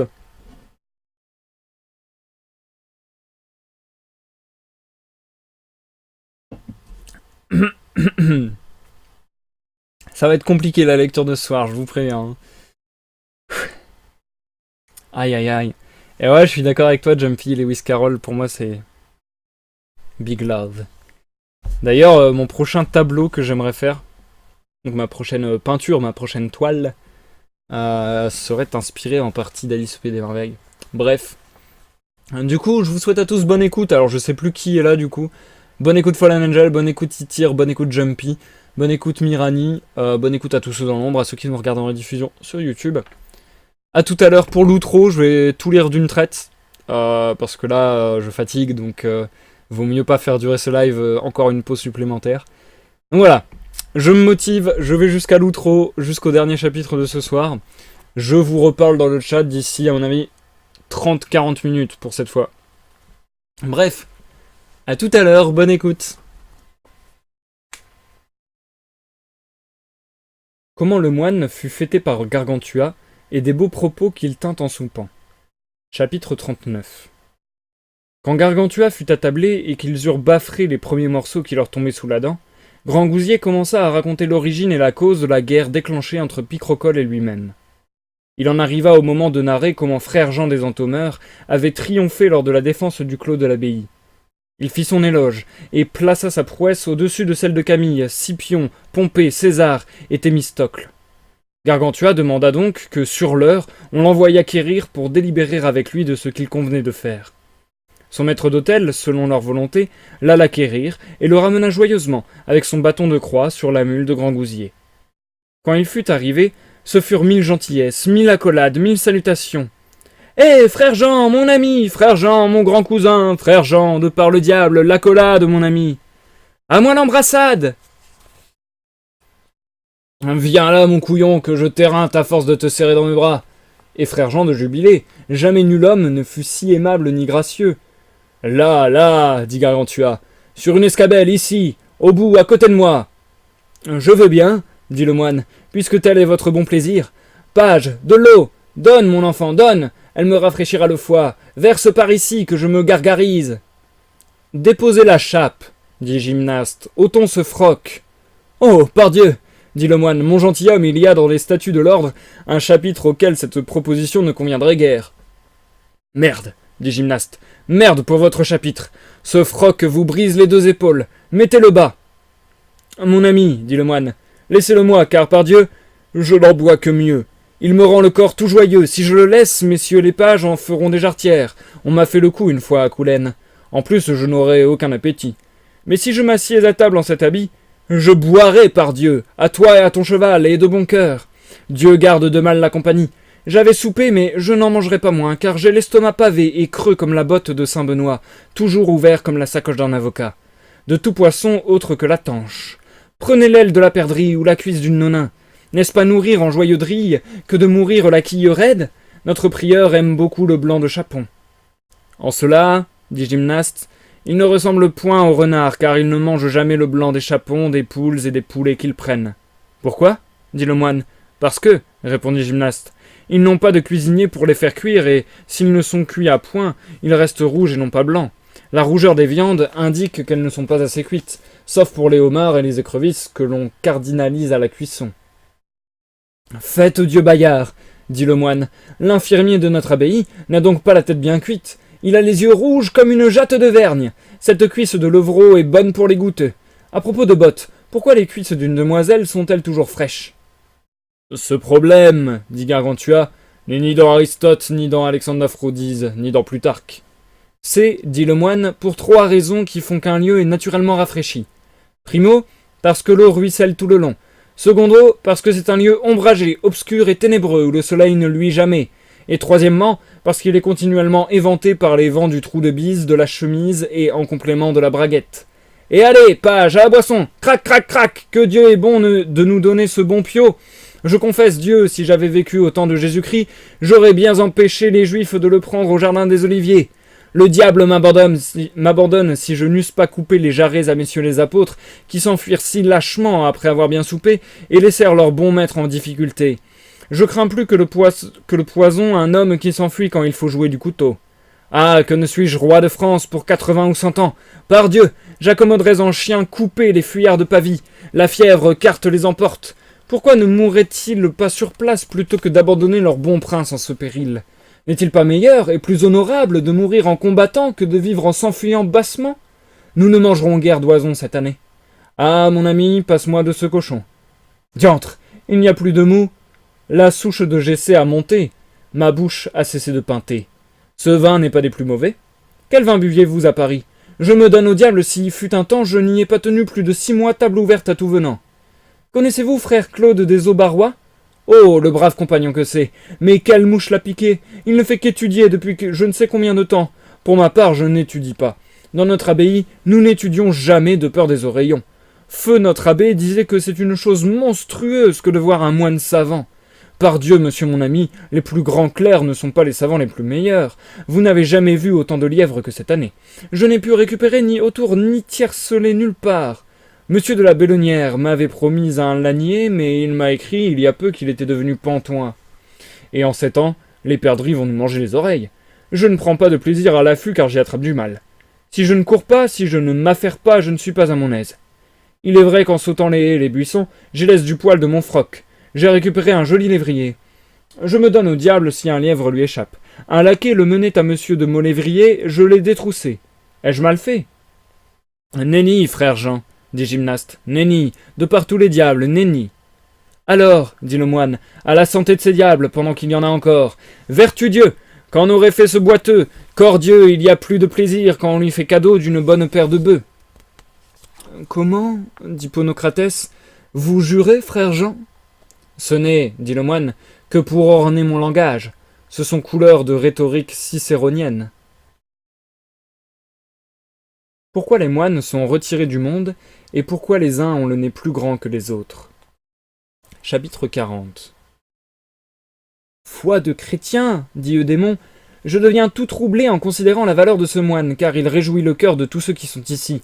Et comment se fait-il donc qu'on écarte les moines de toutes les bonnes compagnies en le traitant de trouble fête, comme les abeilles chassent les frelons du voisinage de leur ruche? Elles éloignent de leur ruche, dit Virgile, la troupe paresseuse des frelons. À cela, Gargantua répondit. Il n'y a rien de plus vrai. Le froc et la cagoule attirent sur eux l'opprobre, les injures et les malédictions de tout le monde, de même que le vent qu'on appelle le césias attire les nus. La raison indiscutable en est qu'ils mangent la merde du monde, c'est-à-dire les péchés, et qu'en tant que mange-merde, on les rejette dans leurs latrines, à savoir leurs couvents et leurs abbayes, écartés de la vie publique, comme les latrines sont écartées de la maison. Et si vous comprenez pourquoi, dans un cercle de famille, un singe est toujours ridiculisé et tracassé, vous comprendrez pourquoi les moines sont fuis de tous, vieux et jeunes. Le singe ne garde pas la maison comme un chien, il ne tire pas l'arrière comme le bœuf, il ne donne ni lait ni laine comme la brebis, il ne porte pas de fardeau comme le cheval, il ne fait que tout conchier et saccager. C'est pourquoi il reçoit de tous moqueries et bastonnades. De même, un moine, j'entends un de ces moines oisifs, ne laboure pas comme le paysan, ne garde pas le pays comme l'homme de guerre, ne guérit pas les malades comme le médecin, ne prêche pas ni n'instruit les gens comme le bon docteur évangélique et le pédagogue, ne transporte pas comme le marchand les biens de consommation et les choses nécessaires à la société. C'est pourquoi ils sont tués et abhorrés par tout le monde. Sans doute, dit Grangousier, mais ils prient Dieu pour nous. Rien moins, dit Gargantua. Il est vrai qu'ils assomment tout leur voisinage à force de brimballer leurs cloches. Pardi, messes, matines ou vêpres bien sonnées sont à moitié dites, répondit le moine. Ils marmonnent quantité d'antiennes et de psaumes qu'ils ne comprennent nullement. Ils disent force patenôtre, entrelardés de longs Ave Maria sans y penser, sans comprendre, et je n'appelle pas cela prier, mais se moquer de Dieu. Mais que Dieu les aide s'ils prient pour nous autrement que par peur de perdre leur miche et leur soupe grasse. Tous les vrais chrétiens en tout lieu, en tout temps, et quelle que soit leur situation, prient Dieu. L'Esprit intercède et prie pour eux, et Dieu les prend en grâce. Mais maintenant, voici quel est notre bon frère Jean. Voici pourquoi chacun recherche sa compagnie. Il n'est point bigot, ce n'est point une face de carême, il est franc, joyeux, généreux, bon compagnon.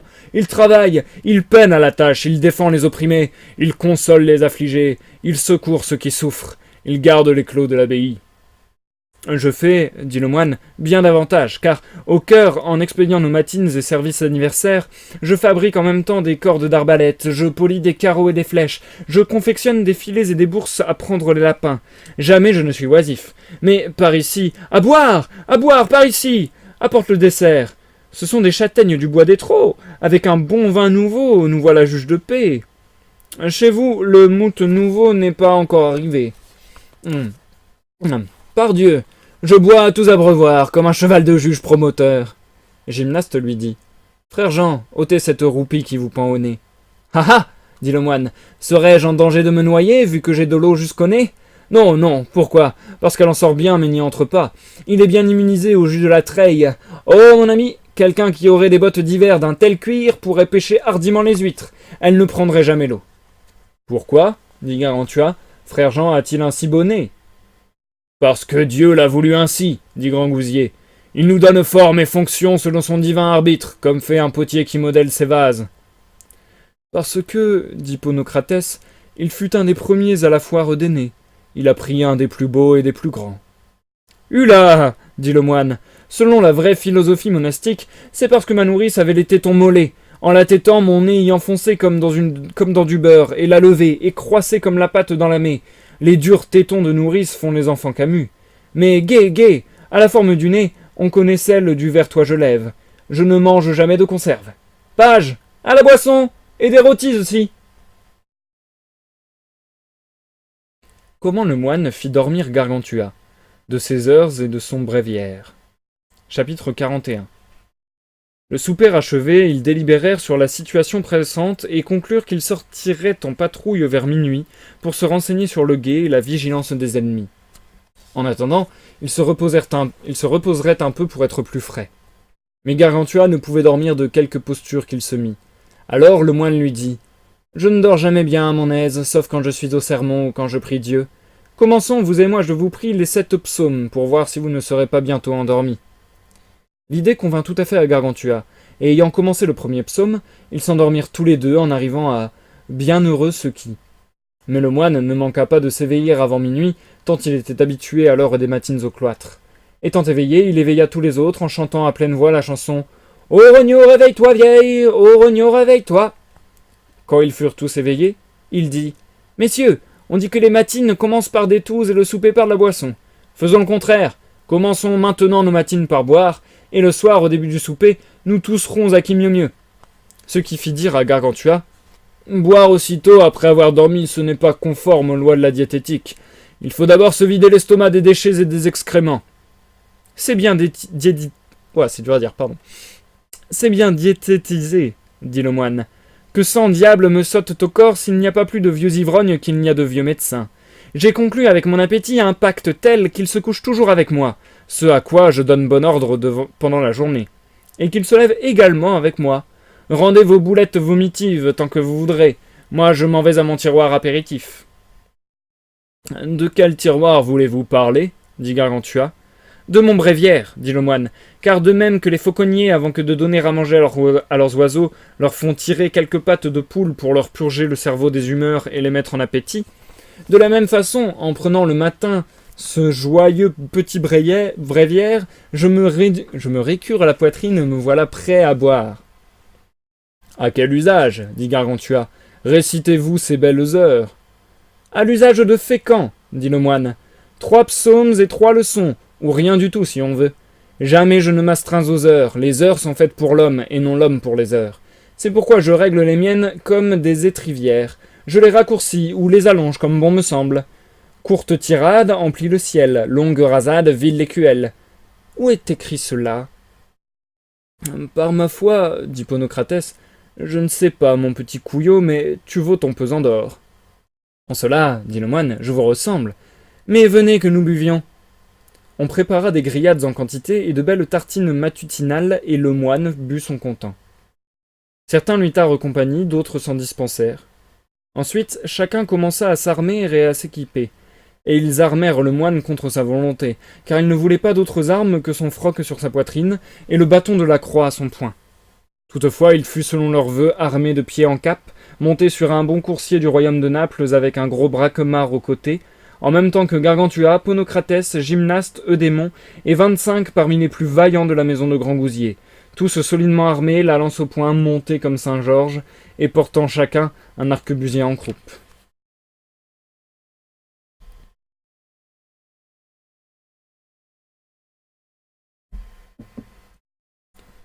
Comment le moine encourage ses compagnons et comment il pendit à un arbre.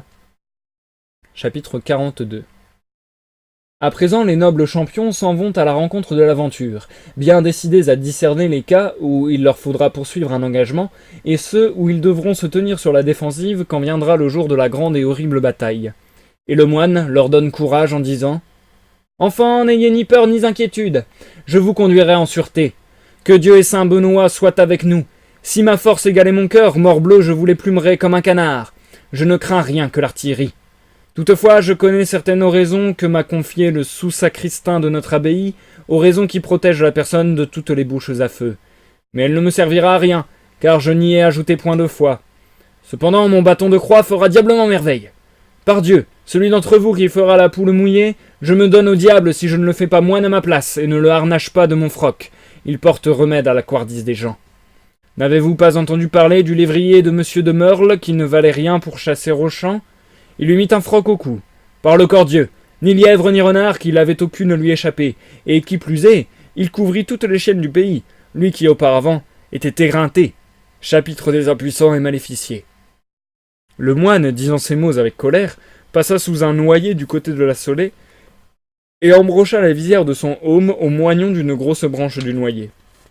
Malgré tout, il donna brutalement des éperons à son cheval, qui se montrait chatouilleux quand on le piquait, de sorte qu'il bondit en avant.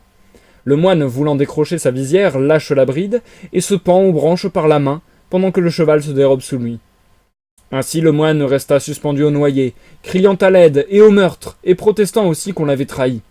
Eudémon l'aperçut le premier, et dit en appelant Gargantua « Sire, venez, et voyez Absalom pendu !» Gargantua, s'étant approché, examina l'attitude du moine et la façon dont il était suspendu, et il dit à Eudémon « Vous êtes mal tombé en le comparant à Absalom, car Absalom se pendit par les cheveux, tandis que le moine, ras de poil, s'est pendu par les oreilles. »« Aidez-moi » dit le moine. « De par le diable, c'est bien le moment de jaser. Vous ressemblez aux prédicateurs décrétalistes qui disent que quiconque verra son prochain en danger de mort doit, sous peine d'excommunication trifide, l'exhorter à se confesser et à se mettre en état de grâce plutôt que de l'aider. Aussi, quand je les verrai tomber à la rivière et prêts à se noyer, au lieu d'aller les chercher et de leur tendre la main, je leur ferai un beau grand sermon sur le mépris du monde et la fuite du siècle. Quand ils seront reines morts, j'irai les repêcher. »« Ne bouge pas, mon mignon, dit Gymnaste. Je vais aller te chercher car tu es un gentil petit moine. Moine dans sa moinière, 2 ne vaut pas la paire, mais moine ailleurs, de 30 œufs à la juste valeur.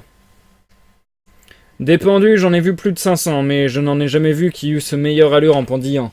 Si j'avais aussi bonne grâce, je voudrais pendre ainsi toute ma vie. Aurez-vous, dit le moine, bientôt fini de prêcher? Aidez-moi au nom de Dieu, puisque vous ne voulez le faire au nom de l'autre. Sur l'habit que je porte, vous vous en repentirez en temps et lieu déterminé. Alors Gymnaste descendit de son cheval, et, montant au noyer, souleva le moine d'une main par les goussets, et de l'autre dégagea sa visière de la branche qui l'accrochait. Ainsi, il le laissa tomber à terre et sauta après lui. Le moine redescendu se défit de toute son armure qui jeta pièce après pièce au milieu du champ, et reprenant son bâton de croix, il remonta sur son cheval que Démon avait retenu dans sa fuite. Ainsi, ils s'en vont joyeusement en suivant le chemin de la Solée. Comment Gargantua rencontra la patrouille de Picrocole, et comment le moine tua le capitaine Tiravant, puis fut fait prisonnier par les ennemis. Chapitre 43. Au rapport de ceux qui s'étaient sauvés en déroute quand Tripé avait été étripé, Picrocole fut pris d'une grande colère en apprenant que les diables s'étaient rués sur ses gens. Il tint conseil toute la nuit. Astivo et Toucdillon conclurent que sa puissance était telle qu'il pourrait défaire tous les diables d'enfer s'il venait s'y frotter, éventualité à laquelle Picrocole ne croyait pas du tout, et c'est pourquoi il ne s'en défiait pas. Aussi, pour reconnaître le terrain, envoya-t-il en patrouille sous les ordres du comte Tiravant 1600 chevaliers, tous montés sur des chevaux légers, tous bien aspergés d'eau bénite, chacun portant pour un signe une étole en écharpe à tout hasard, afin que s'il rencontrait les diables, il les fisse disparaître et s'évanouir grâce au pouvoir de l'eau lustrale et des étoles. Ils galopèrent donc jusqu'aux alentours de la Vauguion et de la Maladrerie, mais pas une fois ne trouvèrent à qui parler. Ils repassèrent alors sur les hauteurs, et près du coudray, dans la cabane servant d'abri aux bergers, trouvèrent les 5 pèlerins. Ils les emmenèrent ligotés et bâillonnés comme s'ils eussent été des espions, en dépit des exclamations, des supplications et des prières qu'ils purent imaginer. Redescendus vers Seuilly, ils furent entendus par Gargantua qui dit à ses gens « Compagnons, c'est la bataille, et ils nous sont au moins 10 fois supérieurs en nombre. Allons-nous les cogner ?» « Que diable, dit le moine, allons-nous faire ? Estimez-vous les hommes d'après leur nombre ou d'après leur vertu et leur courage ?» Puis il s'écria « Cognons, diable, cognons !» En entendant cela, les ennemis pensaient que, pour de bon, c'étaient de vrais diables, et en conséquence commencèrent à fuir à bride abattue, excepté Tiravant, qui mit sa lance en arrêt, et en frappa de toutes ses forces le moine au milieu de la poitrine.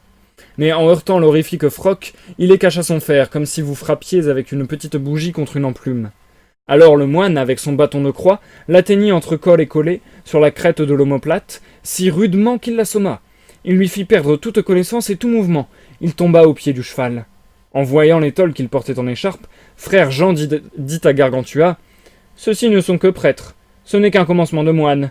Par Saint-Jean, moi je suis un moine accompli. Je vous en tuerai autant que mouche. » Puis il leur courut derrière au grand galop, si bien qu'il rattrapa les derniers. Il les abattait comme seigles, en frappant à tort et à travers. Sur l'instant, Gymnaste demanda à Gargantua s'il devait les poursuivre.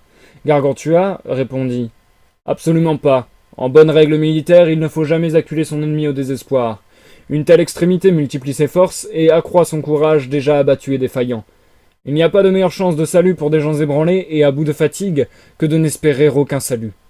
Combien de victoires ont été arrachées par les vaincus des mains des vainqueurs, quand ceux-ci ne se sont pas raisonnablement limités, quand ils ont voulu anéantir complètement leurs ennemis et les détruire totalement, sans accepter d'en laisser un seul pour aller porter les nouvelles. Ouvrez toujours à vos ennemis toutes les portes et tous les chemins, allez jusqu'à leur faire un pont d'argent pour les faire revenir sur leurs pas. » « Certes, dit Gymnaste, mais ils ont le moine. »« Ils ont le moine ?» dit Gargantua. « Sur mon honneur, ce ne sera qu'à leur dépens. Mais pour parer à toute éventualité, nous nous retirons pas encore. Attendons ici en silence, car je pense déjà connaître suffisamment la tactique de nos ennemis. Ils s'en remettent au hasard, plus qu'ils n'obéissent à la raison. » Pendant qu'ils attendaient ainsi sous les noyers, le moine continuait la poursuite, cognant tous ceux qu'il rencontrait, sans avoir pitié de qui que ce fût, jusqu'au moment où il rattrapa un cavalier qui portait en croupe un des pauvres pèlerins. Alors, comme il voulait abattre l'autre, le pèlerin s'écria « Ah, monsieur le prieur, mon ami, monsieur le prieur, sauvez-moi, je vous en prie !» En entendant ces mots, les ennemis se retournèrent, et voyant que le moine était seul à faire tout ce raffut, ils le chargèrent de coups comme on charge un âne de bois. Mais il ne sentait rien du tout, surtout quand il frappait sur son froc, tant il avait la peau dure. Ensuite, ils le donnèrent à garder à deux archers, et tournant bride, ils ne virent personne leur faire face, et en conclurent que Gargantua s'était enfui avec sa troupe. Ils galopèrent donc vers le Noiret, aussi rapidement qu'ils purent pour les rattraper, et laissèrent sur place le moine, seul avec 2 archers pour le garder. Gargantua entendit le bruit, et les hennissements des chevaux, et dit à ses gens « Compagnons, j'entends le train de nos ennemis, et j'aperçois déjà quelques-uns d'entre eux qui viennent sur nous en masse. Regroupons-nous ici et avançons en bon ordre. Ainsi nous pourrons les recevoir à leurs dépens, et tout à notre honneur. » Comment le moine se débarrassa de ses gardes, et comment la patrouille de Picrocole fut défaite. Chapitre 44. Le moine, en les voyant s'éloigner ainsi, en désordre, présuma qu'ils allaient fondre sur Gargantua et ses gens, et se contristait grandement de ne pouvoir les secourir. Alors il avisa l'attitude de ces 2 archers de garde, qui auraient volontiers couru derrière la troupe pour faire quelque butin. Il regardait sans cesse vers la vallée où descendaient les autres. Frère Jean se mettait à raisonner en se disant « Ces gens-ci sont bien peu expérimentés en matière d'armes, car ils ne m'ont pas une fois demandé ma parole et ne m'ont pas ôté mon braquemar. » Aussitôt, il tira le braquemar en question et en frappa l'archer qui le gardait à droite, lui coupant complètement les veines jugulaires et les artères carotides avec la luette jusqu'aux amygdales, et en retirant son arme, il lui fendit la moelle épinière entre la 2e et la 3e vertèbre. L'archer tomba là, raide mort. Et le moine, tournant son cheval à gauche, fonça sur l'autre, qui, voyant son compagnon mort et le moine en posture favorable contre lui, criait d'une forte voix « Ah, monsieur le prieur, je me rends! Monsieur le prieur, mon bon ami, monsieur le prieur !» Le moine criait sur le même ton « Monsieur le postérieur, mon ami, monsieur le postérieur, il va vous en cuire sur votre postérieur !»« Ah !» disait l'archer, « Monsieur le prieur, mon mignon, monsieur le prieur, que Dieu vous fasse abbé !»« Par l'habit que je porte, dit le moine, je vais vous faire cardinal ici même. Vous rançonnez les gens de religion, vous aurez un chapeau rouge sur le champ, et de ma main. » Et l'archer criait « Monsieur le prieur, monsieur l'abbé futur, monsieur le cardinal, monsieur le tout, non, monsieur le prieur, mon bon petit seigneur de prieur, je me rends à vous. » « Et moi, dit le moine, je te rends à tous les diables. » Alors d'un seul coup, il lui trancha la tête en lui ouvrant le crâne au-dessus du temporal, en enlevant les 2 pariétaux et la suture sagittale avec une grande partie du frontal. Ce faisant, il lui trancha les 2 méninges et les 2 ventricules latéraux du cerveau. L'autre resta le crâne pendant sur les épaules, retenu par derrière par la peau du péricrâne à la façon d'un bonnet de docteur, noir au dehors, rouge au dedans. Ainsi, il tomba à terre, raide mort. Cela fait, le moine donne des éperons à son cheval et se lance sur la trace des ennemis qui avaient rencontré Gargantua et ses compagnons en terrain découvert. Leurs effectifs avaient tellement diminué à cause de l'énorme massacre qu'avait fait Gargantua avec son grand arbre, Gymnaste, Ponocrates, Démon et les autres, qu'ils commençaient à se retirer précipitamment, tout effrayés, le sens et l'esprit troublés comme s'ils avaient eu sous les yeux la réelle et tangible apparence de la mort. Et comme vous voyez un âne, quand il a au cul un de ces tanques, lâche Junon ou une mouche qui le pique, courir çà et là en tous sens, jetant sa charge à terre, rompant son frein et ses rênes, sans prendre le moins du monde, ni respiration ni repos, sans que l'on sache ce qui le prend, puisque l'on ne voit rien qui le touche de la même façon, ces gens fuyaient, ayant perdu le sens, sans que l'on sût la cause de leur fuite. Seule les poursuit une terreur panique, terreur qu'ils avaient conçue en leurs âmes. Le moine, voyant que leur seule préoccupation était d'assurer leur fuite, descend de cheval et monte sur une grosse roche en surplomb du chemin, avec son grand braquemar.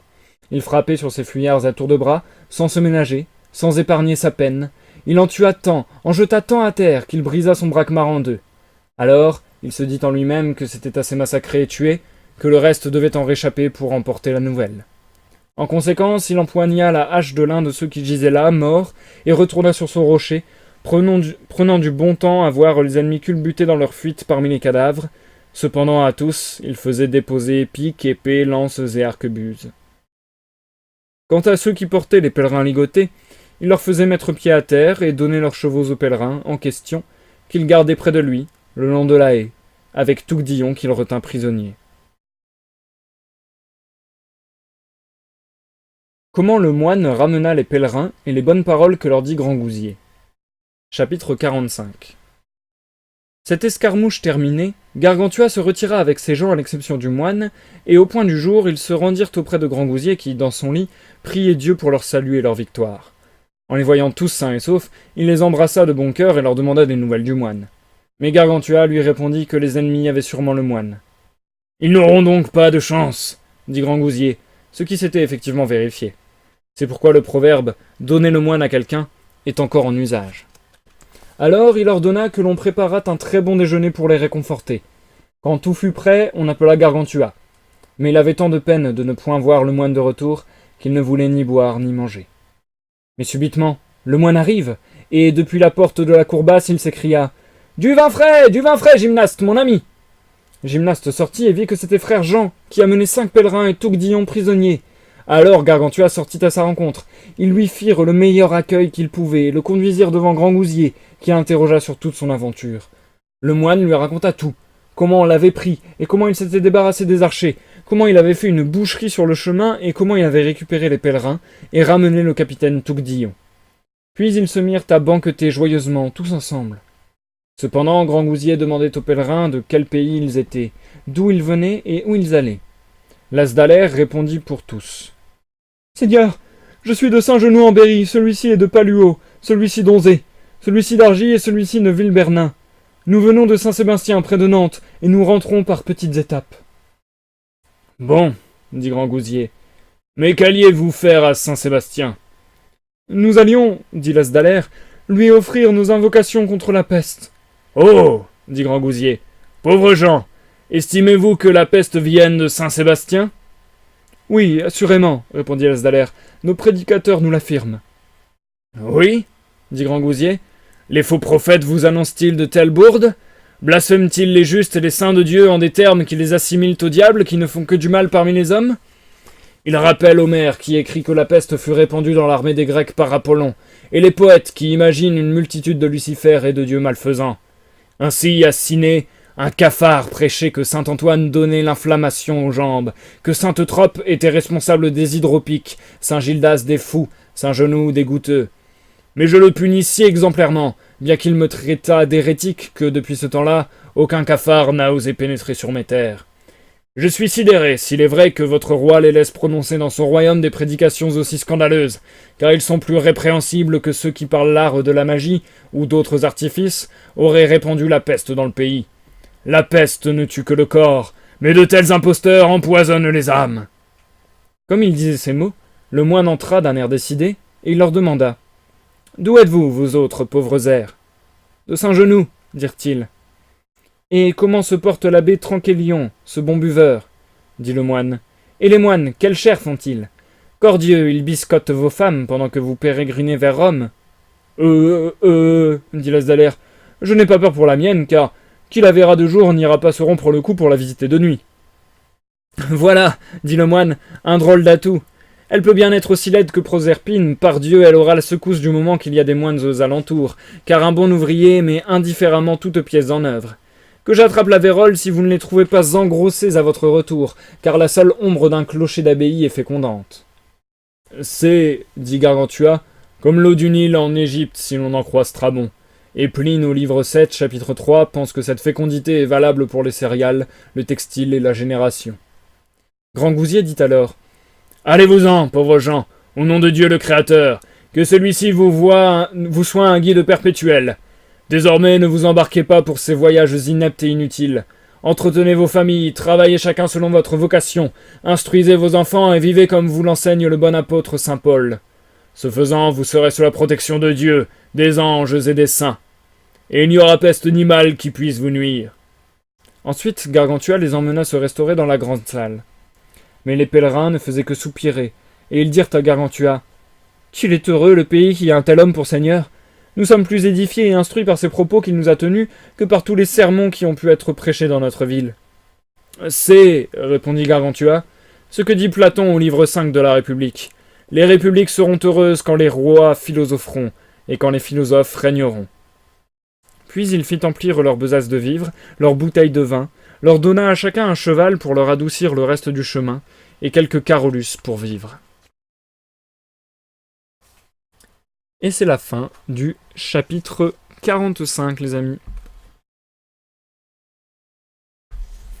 Ça signera donc également la fin de la lecture de ce soir. Nous passons à l'outro de ce live.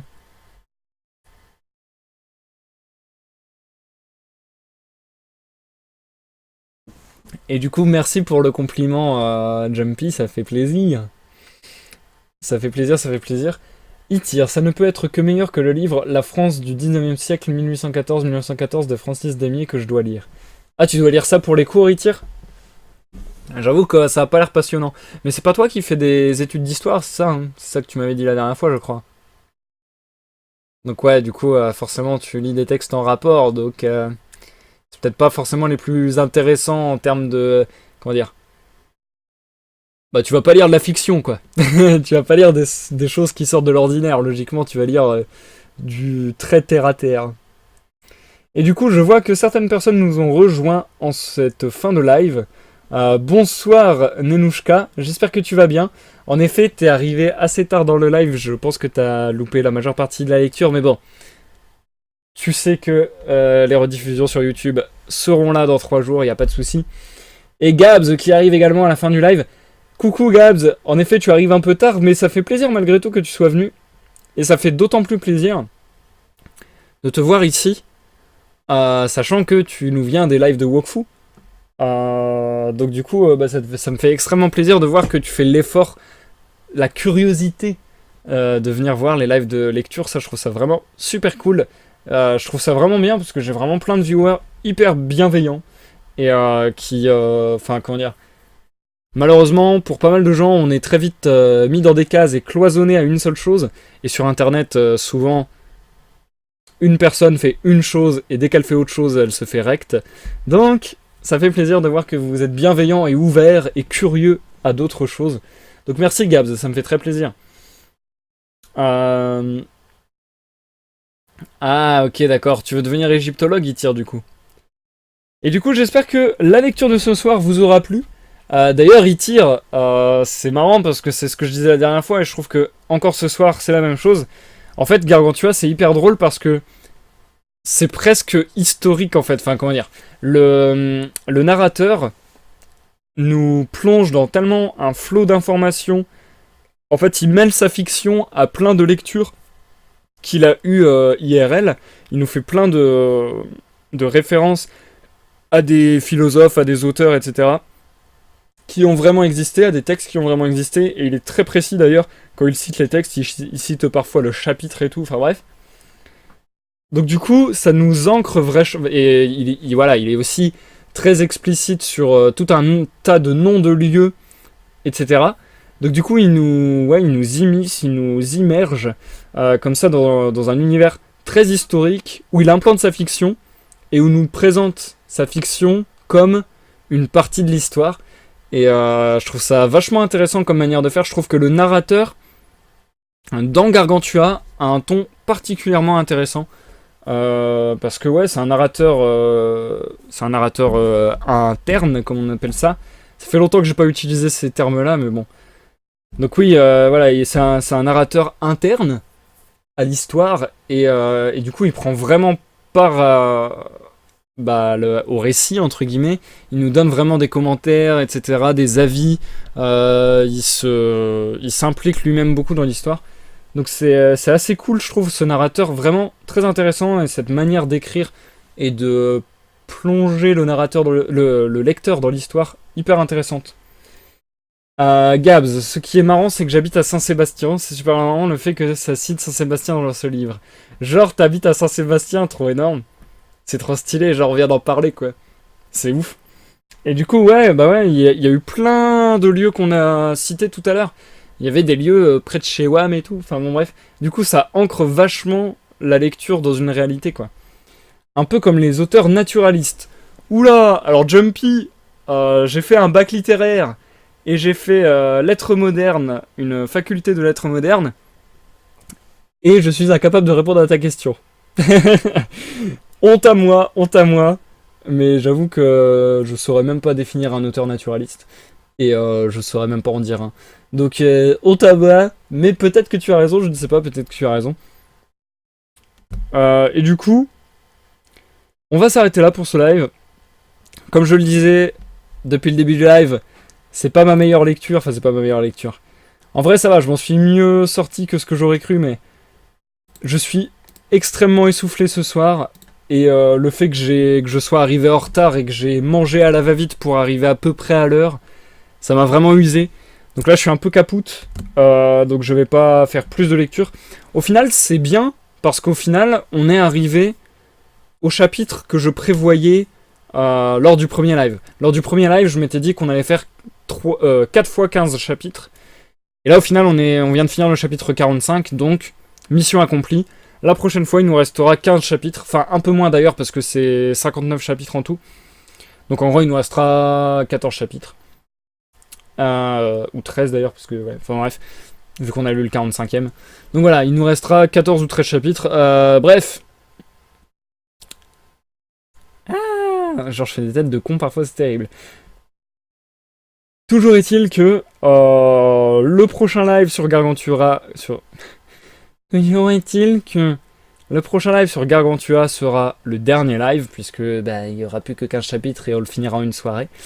Donc, ce dernier live sur Gargantua, si ça vous intéresse de le suivre, ça sera vendredi 5 octobre 2018 à partir de 21h. Voilou, le rendez-vous est pris. Et après Gargantua, alors n'hésitez pas à voter, hein, je vous rappelle qu'il y a une liste sur le Discord Donc n'hésitez pas à voter ou même à me proposer des livres qui ne sont pas sur la liste que vous aimeriez voir lus en live. Mais rappelez-vous que après Gargantua, il va falloir passer à une prochaine lecture et que pour le moment sur le Discord, le sondage que j'ai mis dans le salon club de lecture nous laisse à penser que notre prochaine lecture sera Histoires extraordinaires d'Edgar Allan Poe. Du coup, on passera à nouveau sur un recueil de nouvelles. Voilà. Et après une petite recherche, oui, c'est bien le cas. D'accord, Jumpy. Bon, bah, cool. Et du coup, merci, Jumpy, c'est cool. Il y a un channel dédié aux propositions. Ouais, Jumpy, si tu veux, sur le Discord, tu peux aller sur le club de lecture, le salon club de lecture. Il y a un sondage déjà avec tous les bouquins que j'ai encore disponibles dans ma bibliothèque et qu'on pourra lire. Et sinon, vous pouvez faire des propositions tout simplement là-dedans. D'ailleurs, il va falloir que j'achète, là vu que j'ai eu des dons il n'y a pas longtemps, grâce à Mirani et grâce à Luna Neptuna, merci à vous deux. Avec ces dons, je vais en profiter pour m'acheter des nouveaux bouquins. Ça sera vraisemblablement le second livre de la jungle, vu qu'on a lu le premier et qu'il était cool. Et Cro-Blanc aussi, je pense. Voilou. Bref, sur ce, vraiment ce soir, je ne peux plus continuer, j'ai la voix capoute, je suis fatigué, j'ai du mal à continuer.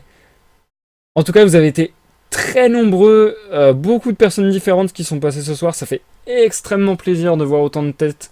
Donc merci à vous tous, votre présence me touche et me fait bien plaisir. Merci à tous ceux qui ont suivi le live, merci Jumpy, merci Gabs, merci Nenushka, merci Fallen Angel, merci Itir, merci Mirani bien sûr qui était là tout à l'heure, merci Elysium qui était là également tout à l'heure.